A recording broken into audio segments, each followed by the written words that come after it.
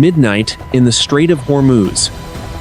The guided missile frigate USS Samuel B. was operating under a modified emission control condition, its radar signatures suppressed, and its crew operating in the dim, red-lit silence of the midnight watch. For the last 4 hours, the 4,000-ton warship had been trailing 2 other vessels of its class, the USS Stark and the USS Simpson, forming a small but capable surface action group. Something was moving in the radar shadows of the Iranian coastline that did not match the slow, predictable rhythm of the nightly oil tanker traffic. The air in the Persian Gulf was a thick, humid blanket that smelled of sulfur, salt, and the faint, oily residue of the world's busiest maritime corridor. The water was as black as ink, hiding the jagged limestone reefs that defined the narrow shipping lanes where the world's energy supply was funneled through a gap only 21 miles wide. Inside the Combat Information Center of the Samuel B. the green glow of the consoles illuminated the faces of sailors, who had been on high alert for 72 hours. At coordinates 26 degrees 33 minutes north, 56 degrees 15 minutes east, the lead sonar technician adjusted his headset. He wasn't looking for a submarine. He was listening for the high-pitched whine of outboard motors. The 3 frigates were moving at a steady 15 knots, their turbines humming with the controlled power that vibrated through the steel decks. They were tasked with a clear strategic objective: to ensure the safe passage of 3 liquefied natural gas carriers that were currently staging 40 miles to the south. This was not a routine patrol. Intelligence reports had suggested that the Iranian Revolutionary Guard Corps Navy had moved dozens of fast attack craft into the hidden coves of Keshem Island over the previous 48 hours. Bridge. Combat. The tactical action officer whispered into his headset, his voice tight with a professional tension. I have multiple intermittent contacts, breaking the surf line near the island. Speed is 40 knots and increasing. Bearing 080. The commanding officer of the Samuel B. leaned over the radar repeater. He saw what the technician saw: tiny, flickering points of light that shouldn't have been there. In the span of 60 seconds, those 3 points became 12. Then 24. Then 40. They were emerging like a cloud of insects, spreading out into a wide, crescent-shaped formation designed to envelop the American ships from the landward side. The tactical situation was deteriorating, with a speed that defied traditional naval doctrine. Usually, a threat was a single ship or a pair of aircraft. This was a swarm. Each of the Iranian fast boats was less than 15 meters long, but they were armed with heavy machine guns, rocket-propelled grenades, and in some cases, twin-tube anti-ship missile launchers. They were fast, they were maneuverable, and they were extremely difficult for the frigate's primary radar systems to track in the cluttered environment of the shoreline. All stations, this is the captain. The announcement echoed through the ship, followed by the rhythmic, piercing chime of the general quarters alarm. Man your battle stations. This is not a drill. I repeat, this is not a drill. Across the 3 ships, the transition from silence to chaos was instantaneous. Hundreds of sailors scrambled through narrow passageways, sliding down ladders, and slamming heavy steel hatches shut to establish watertight integrity. In the ammunition handling rooms, the loaders for the Mark 75 76mm main gun began cycling the first rounds into the feed trays. The massive drums of the close-in weapon systems began to rotate, their 6 barrels ready to spit 4,000 rounds of tungsten penetrators per minute. The logistics of the engagement were already being calculated by the ship's computers.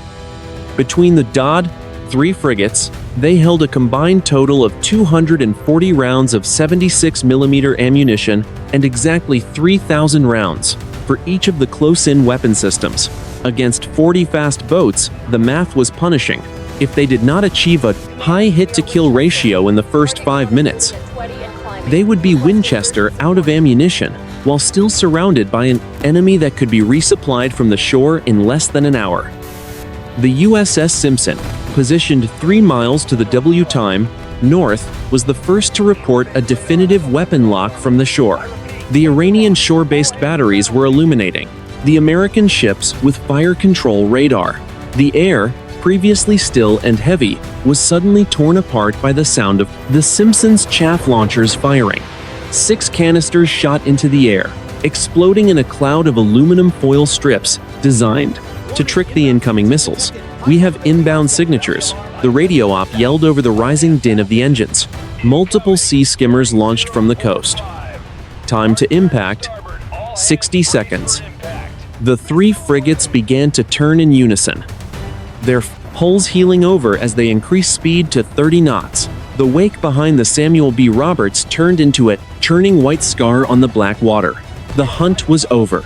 The swarm had closed the distance to 15 kilometers, and the first missiles were already screaming across the surface of the water, hidden by the curve of the earth and the spray of the sea. The night of the engagement in the Strait of Hormuz did not begin with a radar contact. It began 6 months earlier in the windowless briefing rooms of the Pentagon and the shaded halls of the Iranian Supreme National Security Council. The conflict was the result of a calculated series of escalations that had transformed the Persian Gulf from a commercial artery into a powder keg. By January 22, 2026, the geopolitical pressure had reached a point where a single spark was guaranteed to trigger a localized explosion. The primary driver was the collapse of the latest round of maritime transit agreements. The United States had accused Tehran of deploying advanced smart mines across the shipping lanes, while Iran countered that the presence of 3 United States Navy frigates within 15 miles of their coast was an act of unprovoked aggression. The strategic objective for the United States was simple: maintain the flow of global energy at any cost. For Iran, the objective was equally clear: demonstrate that they could close the world's most vital maritime choke point using asymmetrical swarm tactics that bypass the traditional advantages of heavy American warships. The American Surface Action Group, composed of the USS Samuel B. Roberts, the USS Stark, and the USS Simpson, represented a specific era of naval doctrine. These frigates were designed during the Cold War for escort duties, built to be low-mix expendable assets that could defend against submarines and aircraft. However, in the narrow, cluttered waters of the Strait, their sophisticated sensors were being overwhelmed by the sheer volume of clutter. Small, fiberglass-hulled boats that reflected very little radar energy and moved with the erratic speed of jet skis. Inside the Situation Room in Washington, the time was 4:15 in the afternoon. The President and the Joint Chiefs of Staff were watching a live feed from a high-altitude drone, circling 10,000 feet above the Strait. The grainy, infrared image showed the 3 American ships as bright white heat signatures, surrounded by dozens of tiny, fast-moving sparks. The geography was their greatest enemy. To the north lay the jagged, mountainous coastline of Iran, a labyrinth of hidden bays and radar-masking cliffs. To the south, the shallow waters of the United Arab Emirates offered no room for deep-draft warships to maneuver or escape. The decision to send the frigates into the throat of the Strait had been a gamble by the Indo-Pacific Command. They believed that the presence of the frigates would deter the Iranian Revolutionary Guard Corps from harassing the liquefied natural gas carriers. Instead, it had provided the Iranians with the perfect target. The frigates were close enough to the shore to be reached by land-based artillery and shore-launched missiles, yet far enough away from the nearest aircraft carrier, the USS Abraham Lincoln, to be outside of its immediate defensive bubble. The air in the Gulf that night was heavy with more than just humidity. It was heavy with the realization that the rules of engagement had shifted. For decades, the United States Navy had operated in these waters with the assumption of untouchability. But the Iranian strategy was based on the thousand cuts theory. They did not need to sink a carrier to win. They only needed to prove they could destroy 3 frigates in a single night. Such a loss would shatter the American public's appetite for a prolonged conflict and send global oil prices into a vertical climb. On the bridge of the USS Stark, the commanding officer looked out at the dark horizon. He knew that the logistics of this fight favored the shore. His ship had a finite number of missiles in its Mark 13 launcher. His sailors were human, prone to fatigue and the sensory overload of a night battle. The Iranians, however, could rotate their boat crews, launch fresh waves from hidden bunkers, and utilize land-based spotters to coordinate their attacks. Every minute the frigates stayed in the Strait, they were burning through their tactical options and their ammunition. Command, this is the 7th Fleet. The radio crackled with the voice of an admiral hundreds of miles away. You are authorized to engage any contact within 5,000 yards that exhibits hostile intent. The world is watching. Do not be the one who fires second. The irony of the command was not lost on the officers in the Strait. By the time an Iranian fast boat was within 5,000 yards, it would be moving at nearly 50 knots, and its missiles would already be in the air. The geopolitical fuse had burned down to the casing. The 3 ships were now isolated, 3 steel islands in a sea of rising fire, waiting for the first impact that would turn a diplomatic crisis into a shooting war. 00:30 hours. The northern edge of the Strait of Hormuz.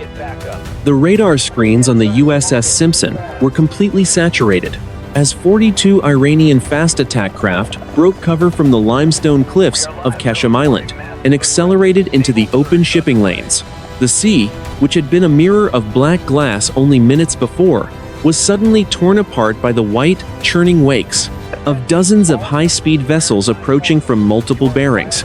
The Gulf air, thick with the smell of salt and diesel, was suddenly punctuated by the sharp, metallic tang of ozone as the American frigates powered up their defensive electronics. The question was no longer if the Iranians would attack, but how many of the small craft the American crews could neutralize before their hulls were inevitably breached. The first tactical exchange began not with a missile, but with the rhythmic, bone-shaking thud of the Mark 75 76mm main gun on the USS Samuel B. Roberts.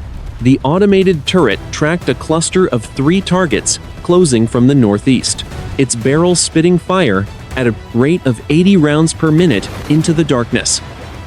5 miles away, the ocean surface erupted in towering plumes of white water as the high-explosive shells detonated, the shockwaves carrying through the hull and into the boots of every sailor on board. One of the Iranian boats, a Swedish-built Baghamar, vanished in a spectacular fireball after a direct hit ignited its secondary fuel tank, sending burning debris tumbling across the waves. Despite the loss, the remaining 41 boats did not waver.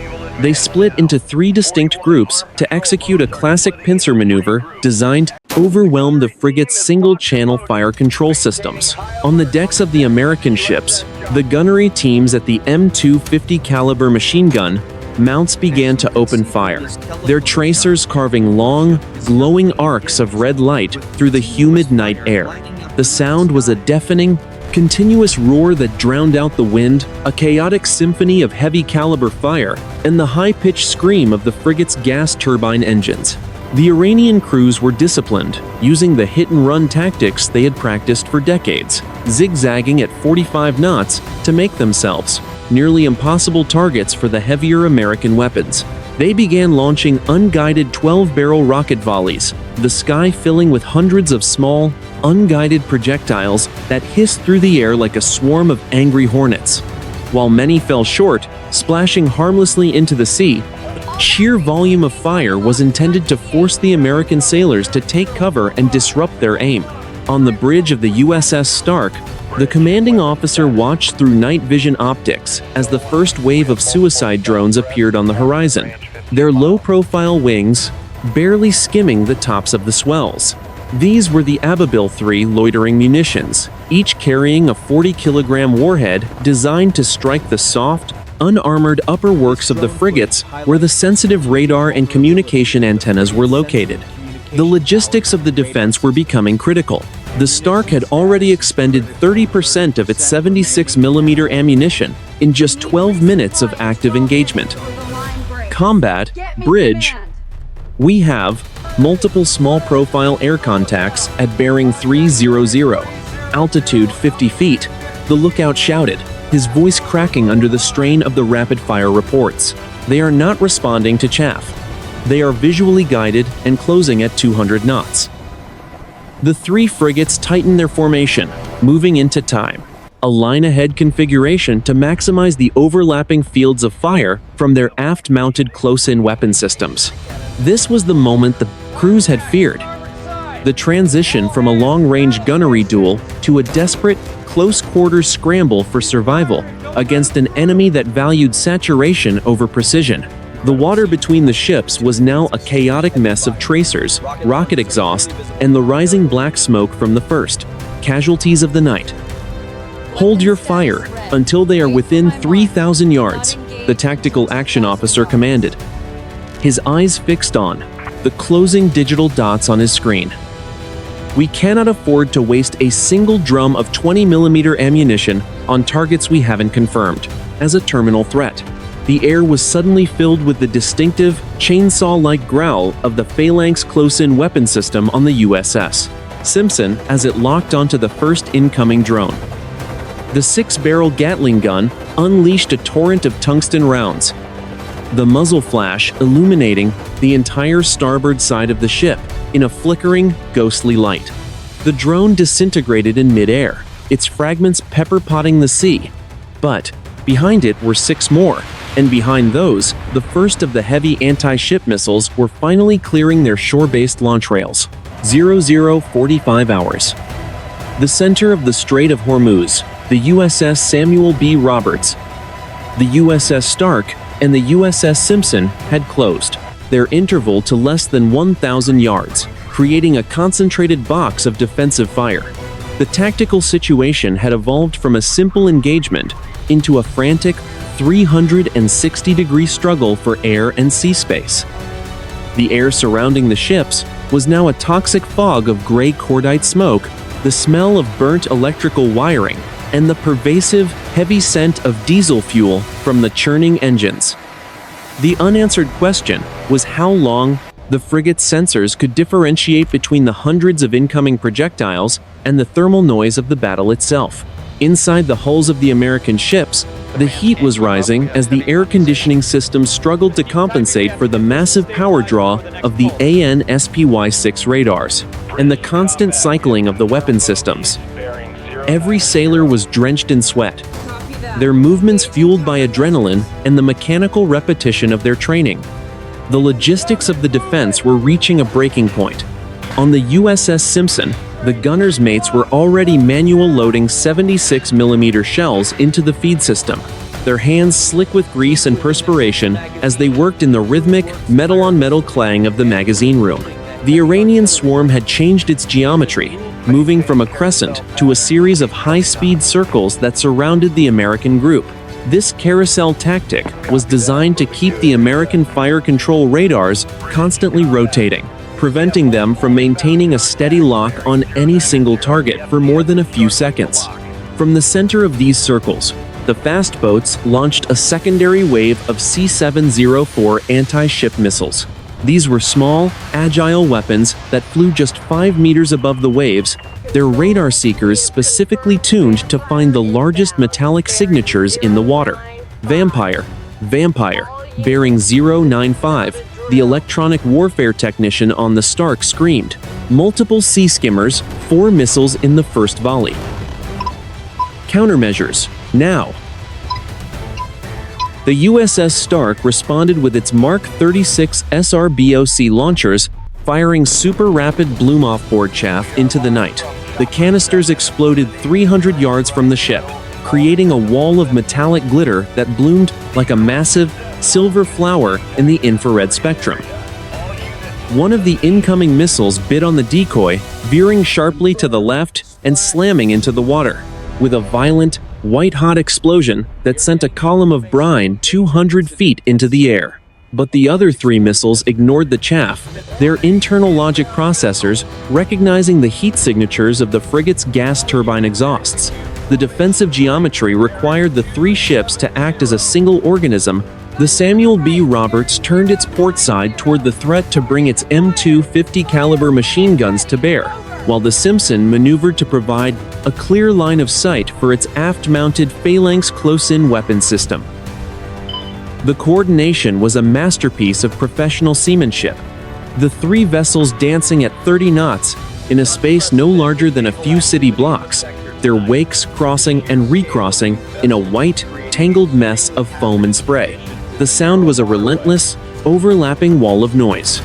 The deep, rhythmic thump-thump-thump of the 76mm guns provided the bass, while the high-pitched, electric scream of the close-in weapon systems provided the treble. Between these sounds came the sharp crack of the small arms fire from the deck mounts, where sailors were engaging the nearest fast boats, at ranges of less than 1,500 yards. The sea was littered with the burning hulls of at least 6 Iranian vessels. But for every boat destroyed, 2 more seemed to emerge from the darkness of the Iranian coast. On the bridge of the Samuel B. Roberts, the commanding officer watched the ammunition counters on his tactical display. They were down to 40% on their primary gun and less than 50% on their close-in weapon system drums. They had been in active combat for exactly 22 minutes. If the swarm did not break in the next 10 minutes, they would be forced to defend themselves, with nothing but small arms and the courage of their crews. The geometry was holding, but the math was failing. "They aren't trying to sink us yet," the captain whispered to his executive officer, his eyes tracking a new group of contacts on the screen. "They're just trying to empty our magazines. Once we're dry, they'll bring in the heavy hitters." The air suddenly turned a blinding white as a star shell ignited overhead, launched from a shore battery.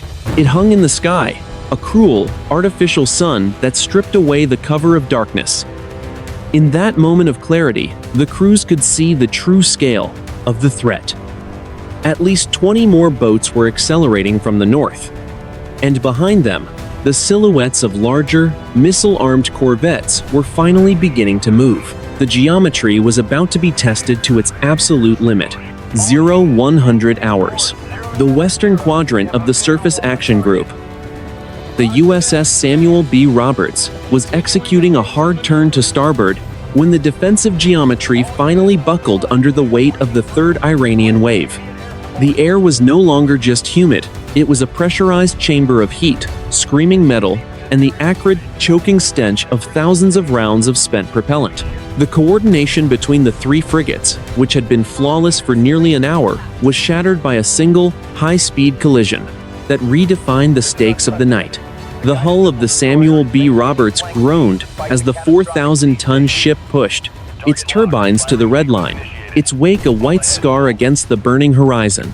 The trigger was squeezed on the bridge of an Iranian Tondar-class missile boat, barely visible in the spray 3 miles away. A C-802 anti-ship missile shrieked off its launch rail, a white column of fire punching backward through the smoke of the boat's own exhaust. The heat blast from the solid rocket booster washed across the faces of the Iranian sailors, and the missile leveled off, just 3 meters above the water, accelerating to Mach 0.9. It traveled the distance to the Samuel B. Roberts in less than 15 seconds, its active radar seeker locking on to the massive thermal signature of the frigate's engine room. The warhead punched straight through the thin, unarmored steel of the port side hull, just above the waterline. There was no immediate sound, only the terrifying physical sensation of a 1,000-ton hammer hitting the ship. The 500-pound high-explosive charge detonated deep inside the auxiliary machinery space, the pressure wave compressing the chests of every sailor in the adjacent compartments. The blast wave threw men off their feet, tossing them against bulkheads like ragdolls. The hull itself split along the weld seams, a jagged 10-meter hole opening instantly to the black waters of the Gulf. The Samuel B. Roberts erupted instantly. The warhead had severed the main fuel lines, and a fireball that bleached the sky white for 3 full seconds roared up through the exhaust vents. The temperature in the machinery space spiked to over 1,000 degrees as thousands of gallons of marine diesel ignited. A detonation that cracked eardrums followed as a nearby oxygen cylinder exploded, sending shards of jagged metal through the fire main pipes. The ship heeled violently to port, the deck shuddering beneath the feet of the crew as the ocean began to pour into the wound at a rate of dozens of tons per minute. The Defender reacted with the desperate, practiced speed of a crew fighting for their lives. The damage control teams, clad in heavy, fire-resistant suits, scrambled toward the smoke-filled lower decks, dragging heavy hoses that hissed with the first surge of seawater. On the bridge, the helmsman kicked the rudder hard right, wrenching the nose away from the secondary wave of fast boats, but the ship sluggishly refused to respond as the power steering pumps failed. The Samuel B. Roberts was losing speed, its forward momentum dying as the engine room flooded with a lethal mix of salt water and burning oil. Black smoke rose from the wreckage, a pillar of darkness that blotted out the stars. The burning ship was still moving, but it was no longer a combatant, it was a casualty.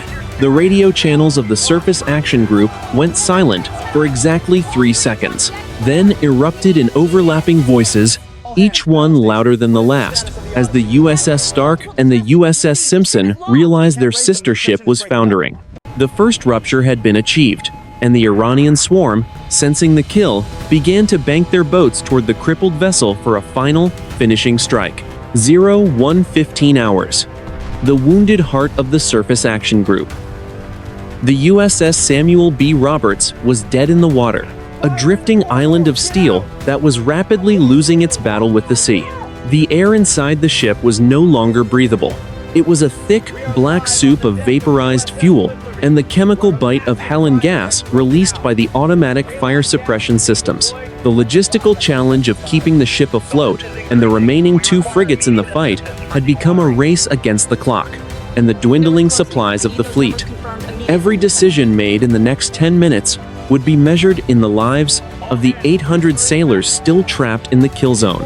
On the listing deck of the Samuel B. Roberts, the logistics of damage control were being executed with frantic precision. The damage control assistant shouted orders through a battery-powered megaphone as the primary internal communication lines had been severed by the blast. The crew had deployed Pone 100 portable pumps, their gasoline engines screaming as they fought to suck thousands of gallons of seawater out of the flooded engine room.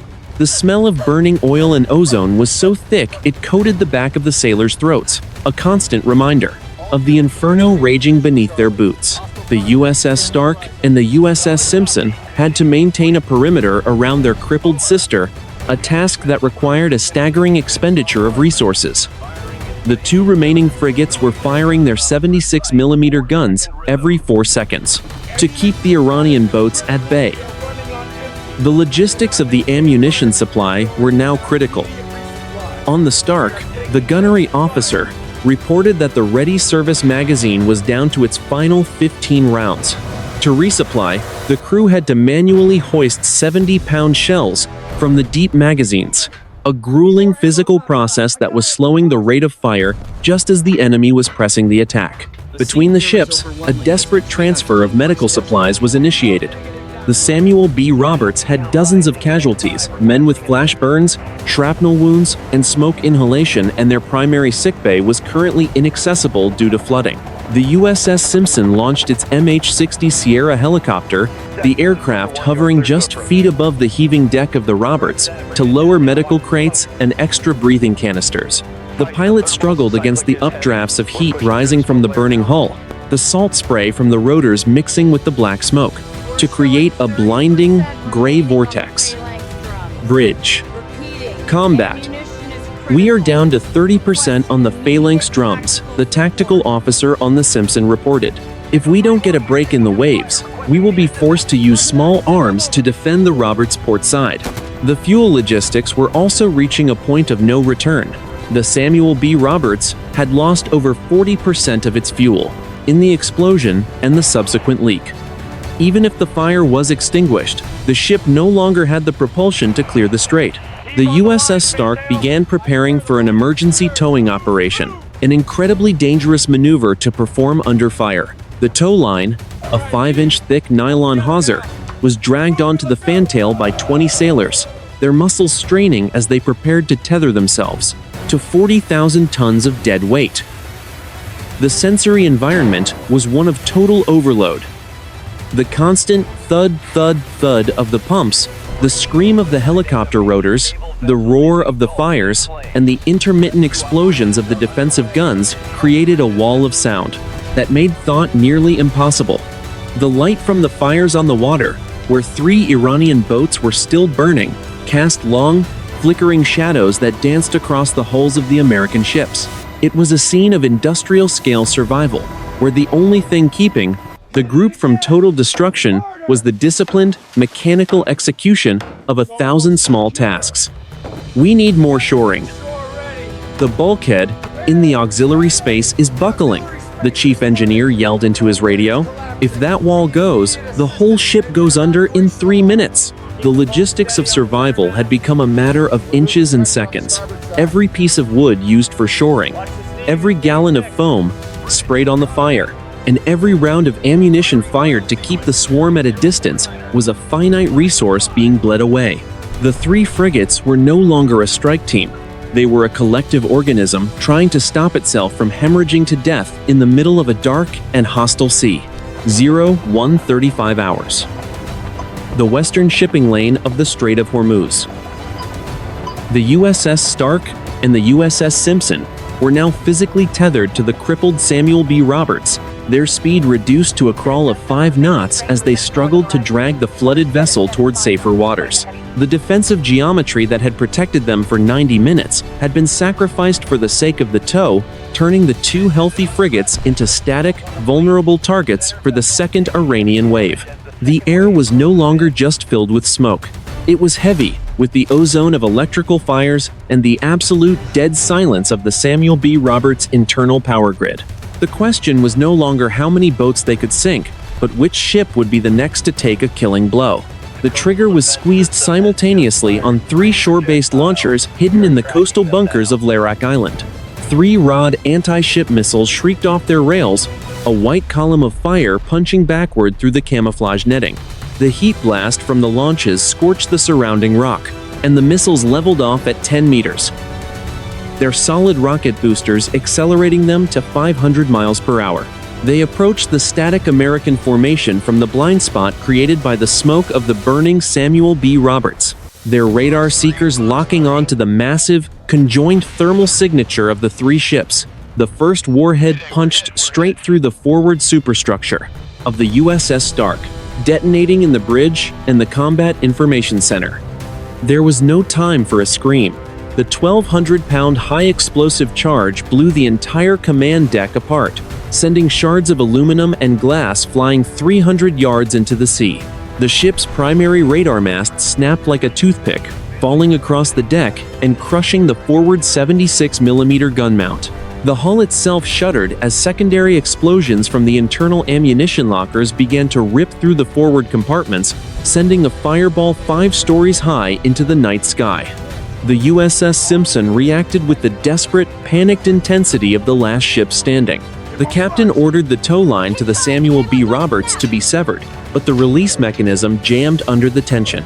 The Simpson was dragged sideways as the sinking Stark began to list 40 degrees to starboard.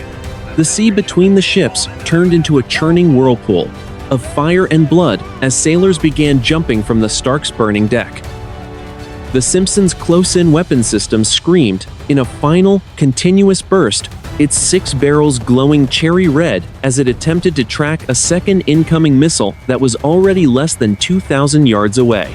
The second missile impacted the USS Simpson directly amidships, striking the engine room at a downward angle. The warhead drove into the heart of the ship, severing the main drive shafts and detonating the auxiliary fuel tanks. A fireball that bleached the sky white erupted from the Simpson stack, followed by a pressure wave that threw the sailors on the Samuel B. Roberts off their feet for a second time. The ship's hull ruptured along the waterline, and black smoke boiled out of the jagged hole as the internal lighting flickered once and died. Black smoke rose from the 3 wreckage sites, now drifting in a tangled, burning mass of steel and nylon. The 3 frigates were no longer fighting. They were 3 individual funerals happening at once. The radio channels of the Surface Action Group went silent for exactly 10 seconds, then erupted in the high-pitched, triumphant voices of the Iranian boat crews as they closed in to finish the survivors. The overwhelming had been achieved. In the span of 4 minutes, the United States Navy had lost its entire presence in the strait, leaving nothing behind but the roar of the fires and the screams of men in the water. 01:50 hours. The southern exit of the Strait of Hormuz. The 3 frigates were no longer a cohesive fighting unit. They were a 300-meter length of tangled, burning wreckage, drifting on a current that was slowly pushing them toward the Iranian-held islands to the north. The air was a toxic cocktail of burning rubber, hydraulic fluid, and the copper tang of blood, illuminated only by the flickering orange tongues of fire that licked at the remaining ammunition lockers. The final stand was not a grand strategic maneuver, but a series of desperate, localized battles, fought by small groups of sailors who refused to let their ships go down without a final cost to the enemy. The unanswered question was how many minutes of life remained in the hulls before the pressure of the Persian Gulf claimed them forever. On the listing deck of the USS Simpson, the aft-mounted M250 caliber machine gun was still barking into the dark. A 22-year-old gunner's mate, his face blackened by soot and his uniform soaked in seawater, was the only one left on the mount. He was firing at the white wakes of the Iranian fast boats that were circling the wreckage like sharks. Every time the heavy barrel flashed, the recoil shook the entire mount, but the sailor didn't let go of the triggers. He was aiming for the fuel lines and the cockpits, his tracers cutting through the smoke and sending one Bagamar into a violent cartwheel as its engine exploded. Inside the hull of the Samuel B. Roberts, the flooding had reached the main deck. The chief engineer and a handful of technicians were neck-deep in oily water, using their bodies to hold a temporary patch against a buckling bulkhead. They knew the ship was lost, but they were holding the line, to give the men in the forward berthing areas a few more seconds to scramble up the escape trunks. The sound of the hull groaning, the screech of structural steel twisting under thousands of tons of pressure was a constant, terrifying scream that echoed through the dark compartments. The USS Stark was the first to go. At 0205, the internal fires reached the primary magazine for the 76mm gun. The resulting detonation was not a sound so much as a physical weight that flattened the water for half a mile. The ship's hull split completely in two, the bow and stern rising into the air like the wings of a broken bird before sliding beneath the surface. A massive bubble of air and oil erupted where the ship had been, leaving only a few life rafts and a field of debris bobbing in the swells. The loss of the Stark's mass caused the remaining two ships to list even more violently, the tow lines finally snapping, with the sound of a gunshot. The Iranian boats moved in for the finishing fire, launching rocket-propelled grenades at the bridge of the Simpson. The small projectiles hissed through the air, punching into the aluminum structure and erupting in small, bright flashes. On the deck of the Samuel B. Roberts, the captain stood on the wing of the bridge with a signal lamp, flashing a final message to the approaching Iranian vessels. "We are still here." He wasn't asking for quarter. He was stating a fact of defiance. Even as the water washed over the gunwales, the ship's remaining sailors were firing their M4 rifles at anything that moved in the dark. The sensory environment had reached a point of absolute peak. The roar of the sinking ships, the hiss of steam as the hot engines met the cold sea, and the constant, staccato pop of small arms fire created a chaotic, hellish atmosphere. The light from the burning oil on the surface turned the water into a literal sea of fire, reflecting off the white, wide-eyed faces of the men clinging to debris. There was no longer any coordination, no higher command, and no tactical plan, only the primal, mechanical instinct to keep fighting, until the water reached their lungs. "Bridge, this is main engine room. We're out of time." The last radio transmission from the Simpson crackled. "The pumps are gone. Tell my family. Tell them." The radio went to static.